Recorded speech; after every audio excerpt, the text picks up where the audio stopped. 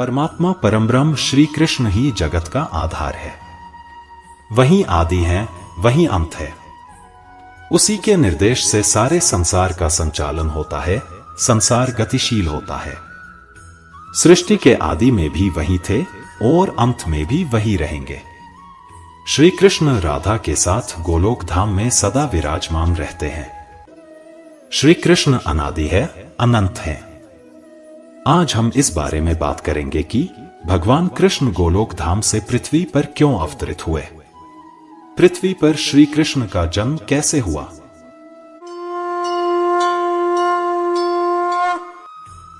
सत्ययुग के बाद त्रेता युग भी पार होने को आई।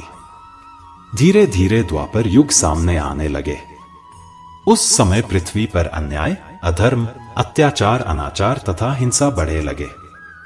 साधु संत, ऋषि तथा धर्मात्मा लोगों पर अनेक अत्याचार होने लगे। दुराचारियों के दबदबाव से देवी वसुमती पीड़ित होने लगी। संत जनों के यातनाएं देखकर वसुमती भी दुखी होने लगी। तब अपने तथा संत जनों की दुख निवारण हेतु देवी वसुमती ब्रह्मा, विष्णु, महेश तथा अन्य देवगणों को भी विनती करने लगे। वसुमती देवी की दुख देखकर ब्रह्मा, विष्णु, महेश तथा अन्य सभी देव देवी वसुमती देवी के साथ परमब्रह्म भगवान की साक्षात के लिए गोलोक धाम पधारे। गोलोक धाम में ब्रह्मा, विष्णु, महेश तथा अन्य देव देवियों को श्री कृष्ण के रूप में परमब्रह्म और राधा के रूप में माया की दर्शन हुई और सबने दोनों की चरण वंदना की। तत्पश्चात प्रभु श्री कृष्ण ने त्रिदेव सहित अन्य देव देवियों को गोलोक धाम पधारने का प्रयोजन पूछा। तब ब्रह्मा जी ने गोलोक धाम आने का कारण बताया। देवी वसुमती ने भी आंसू बढ़ाते हुए अपने कष्टों की वर्णन की और उसे यातनाओं से मुक्त करने हेतु श्री कृष्ण से विनती की। देवी वसुमती की दुख भरी विनती सुनने के पश्चात भगवान श्री कृष्ण ने आश्वासन देते हुए कहा, हे देवी, तुम चिंता मत करो, हम तुम्हारे दुखों का निवारण अति शीघ्र ही करेंगे। हम जल्द ही पृथ्वी पर वसुदेव और देवकी के पुत्र के रूप में अवतरित होंगे। हम गोलोक धाम से गोकुल धाम पधारेंगे। हम माया यानी राधा से और राधा हमसे अलग नहीं रह सकते, इसलिए माया वृषभान के घर राधा के रूप में अवतरित होगी। पृथ्वी पर जन्म लेने के पश्चात हम पापियों का नाश करने की उपाय करेंगे। है देवी और देवगणों, आप सब समय और हमारे निर्देश की प्रतीक्षा करो। अब आप सब निश्चिंत होकर अपने अपने स्थान के लिए प्रस्थान करें। परमब्रह्म श्री कृष्ण से आश्वासन पाकर देवी वसुमती और अन्य सभी देव देवी निश्चिंत तथा प्रसन्न हुए। सभी ने परमब्रह्म को प्रणाम किया और सहर्ष अपने अपने स्थान को लौटे। उसके बाद श्री कृष्ण पृथ्वी पर अवतरित होने तथा दुराचारियों के नाश हेतु परिकल्पना में लग गए।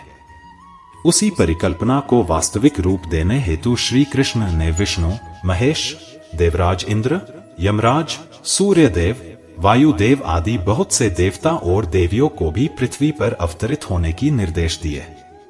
उस समय परशुराम रूप में विष्णु के अवतार और रुद्र के अवतार में महाबली हनुमान पृथ्वी पर विराजमान थे। अन्य देव देवी भी पृथ्वी के विभिन्न स्थानों पर जन्म लेने चले। प्रभु की सेवा में शेषनाग भी पृथ्वी पर आए। उस समय मथुरा में यदुवंशी राजा महाराज उग्रसेन राज कर रहे थे। उग्रसेन का पुत्र कंस बड़ा निर्दय और दुराचारी था, फिर भी अपने बहन देवकी से कंस को बहुत प्यार था। इसलिए जब बहन का विवाह हुआ तो कंस खुद सारथी बनकर बहन देवकी को ससुराल छोड़ने जा रहा था। तभी अचानक आकाशवाणी हुई कि देवकी के 8वें संतान कंस का वध करेगा। आकाशवाणी सुनकर कंस ने देवकी और वसुदेव को बंदी बना लिया और कारागार में डाल दिया। जो भी हो, दुष्टात्मा लोग अपने स्वार्थ के लिए कुछ भी कर सकता है। उसके बाद दुराचारी कंस ने पिता उग्रसेन को भी बंदी बना लिए और खुद को मथुरा की राजा घोषित कर दिया।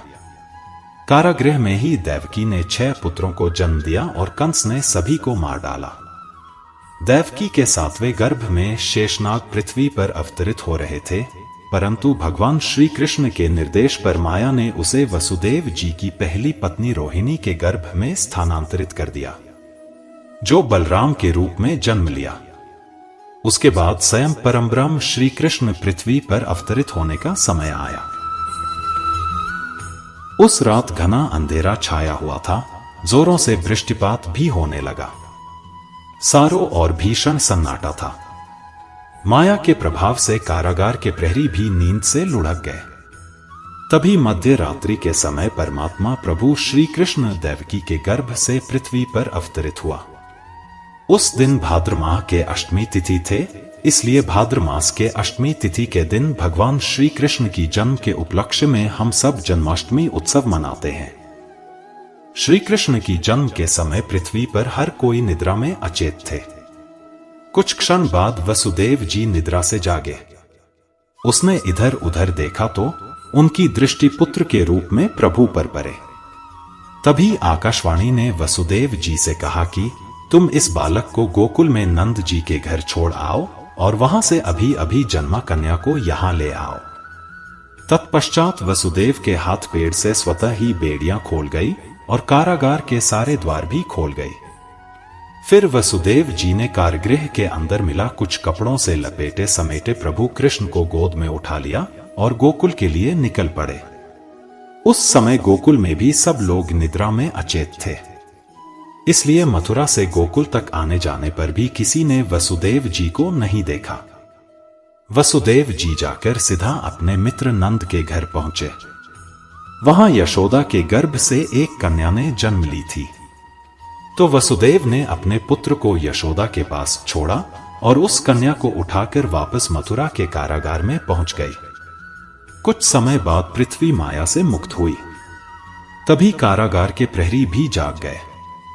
प्रहरियों ने बच्चे की रोने की आवाज सुना तो राजा कंस को खबर भेज दिया।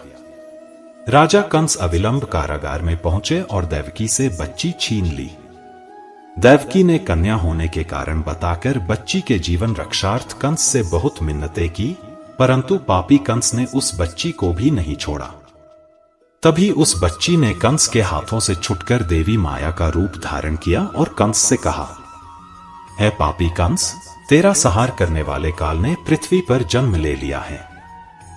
यह कहकर माया अदृश्य हो गई। देवी माया की बात सुनकर पापी कंस चिंता और भयग्रस्त होकर कारागृह से निकल गया। तो मित्रों, हमें आशा है कि आज प्रभु श्री कृष्ण की जन्म कथा आपको जरूर पसंद आई होगी। प्रभु की कृपा पाने के लिए कमेंट में जय श्री कृष्ण अवश्य लिखें और आगे भी हमारे साथ जुड़े रहने के लिए कृपया चैनल को सब्सक्राइब कर लीजिए। आगे अन्य एक नई कथा के साथ फिर मिलेंगे। धन्यवाद। जय श्री कृष्ण।